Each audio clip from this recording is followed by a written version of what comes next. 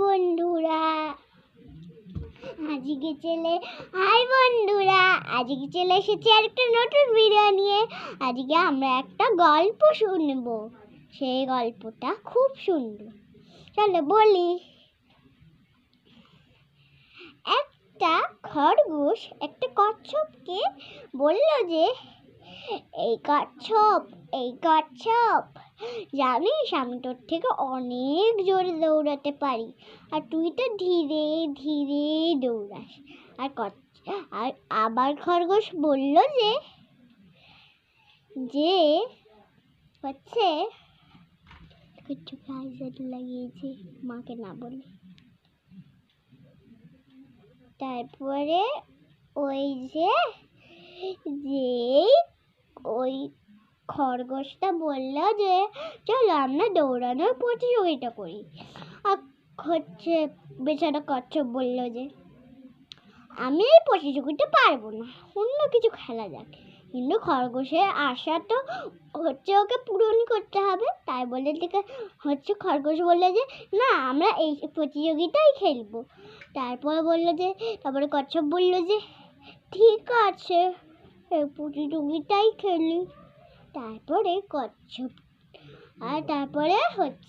অনেক প্রাণী দেখতে আসলো সেই প্রতিযোগিতা দেখতে। আর বাঁদর বন্দুক চালিয়ে প্রতিযোগিতা শুরু করলো। আর খরগোশটা খুব জোরে জোরে জোরে জোরে দৌড়াচ্ছিল, আর বেচারা কচ্ছপ ধীরে ধীরে দৌড়াচ্ছিল, কোনভাবে ধীরে ধীরে। তারপর খরগোশ বলছিল যে, ও তো খুব ছোট, ও তো খুব পিছন, তাহলে ও তো আস্তে আস্তে চলে, আমি না একটুখানি এই বট গাছে তলে ঘুমিয়ে। খরগোশ ঘুমিয়ে গেল। কচ্ছপ খরগোশকে পার করে ধীরে ধীরে ধীরে ধীরে প্রতিযোগিতা জিতে নিল। সবাই তালি বাজালো। সেই তালি শুনে খরগোশের ঘুম ভেঙে গেল, এত জোরে তালি বাজালো। তারপরে বললো যে, ও মনে হয় ওই বাদুড়টা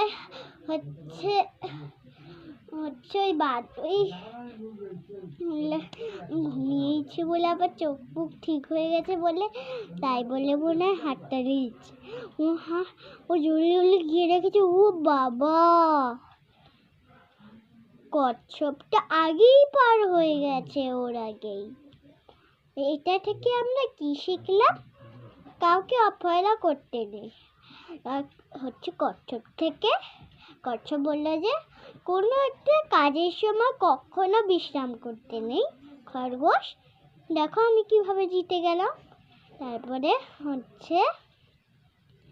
তারপরে আমি বললাম যে, নমস্কার।